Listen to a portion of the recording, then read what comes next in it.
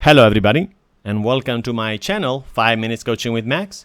Today I want to talk about motivation. In fact, many people seem to experience what they describe as a deficiency in their ability to pursue their goals, even when their desire is strong. In other words, they experience a gap between what they know they should be doing and what they are actually doing. They know what they want. Sometimes they even know how to create it, and yet they don't feel motivated to go through the action steps required to make it a reality. Well, guess what? That was a time when I was one of them.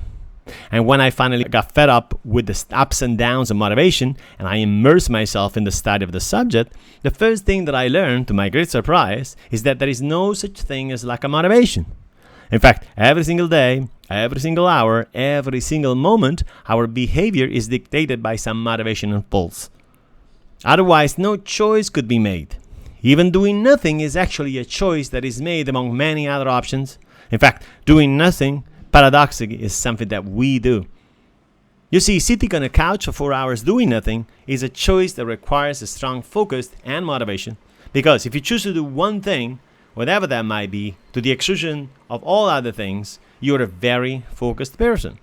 For the moment, it doesn't matter if that choice worked for you or against you. If you're able to stick with the choice of sitting on a couch for 4 hours doing nothing, you already have the ability to stay focused. In fact, if you think about it, what is the difference between a guy sitting on a couch for 4 hours doing nothing and somebody sitting at a desk for 4 hours working on his business idea? Well, you could say the person A is not a focused and motivated person while person B is. Well, guess what? It's the wrong answer.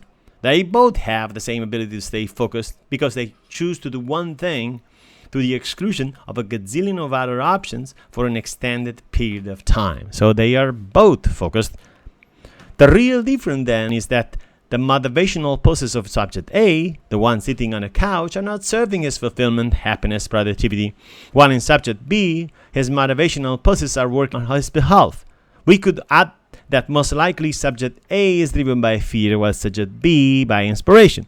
Very important distinction. And yet, none of the two lack motivation.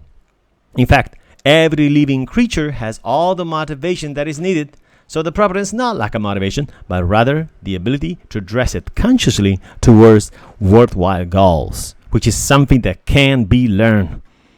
You see, we tend to associate lack of motivation with not doing enough or doing nothing, but that has nothing to do with that. In fact, think about the following scenario.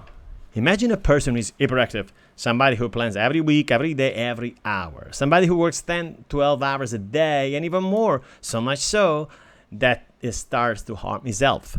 The doctor tells him that he needs to slow down, otherwise it could be dangerous for him, but he wouldn't listen. He keeps working harder and harder until eventually he gets a heart attack. Now he knows he should slow down, and he really wants to do so, and yet he has a hard time motivating himself to do so. So it's not about how much you do. So what is the ultimate issue that the guy sitting on a couch and the workaholic are experiencing? Not that one is doing too little and the other too much. They are actually facing the same issue, which is the following one. They are experiencing a misalignment between what they know they should do and what they feel like doing. What they need to do is not to find motivation because they both have demonstrated their ability to stay focused. What they need to do with their motivation is to learn to address it consciously. So the good news is that each and every one of us has all the motivation that is needed. All we have to do is to learn to address it consciously. In fact, motivation is like time. We all have the same amount of time every day. The difference is that some of us are able to address it consciously while others waste it in multiple activities that don't really matter, giving them the impression that they don't have enough time. Just like those who think they don't have enough motivation. Once again, we all have enough time and motivation. All we need to do is to learn to address these resources consciously.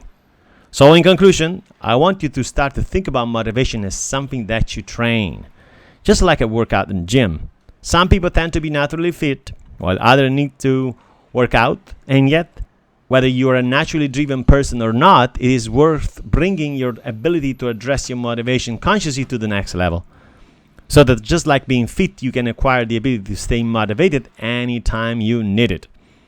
Okay, now that you know you don't need to find motivation because all the motivation you need that you will ever need is already with you and you're already using it, the question that remains is, hey Max, so how do I address it consciously? Well, guess what? Next week I'm giving a presentation entitled How to Use Your Brain to Motivate Yourself, where I talk about the 3 pillars of motivation. And I teach you how to engage them through some practical demonstration. It is what I consider to be the fastest way to take charge of your motivation that I can teach you in 2 hours. So that's all for today.